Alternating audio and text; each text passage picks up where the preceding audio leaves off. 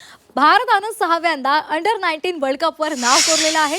भारतानं अंतिम सामन्यामध्ये इंग्लंडचा 100 धावांनी धुव्वा उडवला आणि अंडर-19चा वर्ल्ड कप उंचावलेला आहे। मराठमोळा कर्णधार आयुष म्हात्रेच्या नेतृत्वामध्ये भारतानं हा ऐतिहासिक विजय प्राप्त केलेला आहे। भारतानं प्रथम फलंदाजी करताना इंग्लंडसमोर 412 धावांचं मोठं आव्हान ठेवलेलं होतं। भारताकडून सलामीवीर वैभव सूर्यवंशीनं 175 धावांची मॅच विनिंग खेळी करत भारताच्या विजयामध्ये मोलाचा वाटा उचलला। एक वेळ अशी वाटत होती की भारत मोठी संख्या उभारेल, पण वैभव सूर्यवंशी बाद झाल्यानंतर ठराविक अंतरानं भारताचे गडी बाद झाले।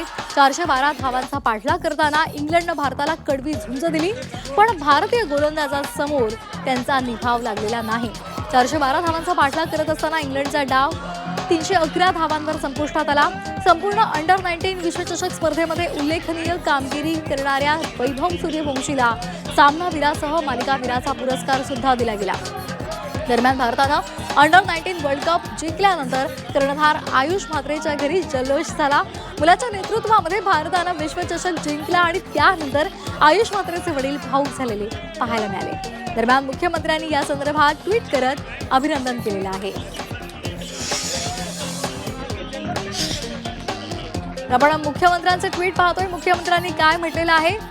विरारमधील आपलाच मुलगा आयुष म्हात्रे याच्या नेतृत्वाखाली या संघानं धैर्य, शिस्त आणि अढळ दृढनिश्चय दाखवला। अंतिम सामन्यामध्ये 175 धावांची उत्कृष्ट खेळी केल्याबद्दल वैभव सूर्यवंशीचा विशेष उल्लेख। ही कामगिरी या विजयाचा एक निर्णायक क्षण म्हणून लक्षात ठेवली जाईल।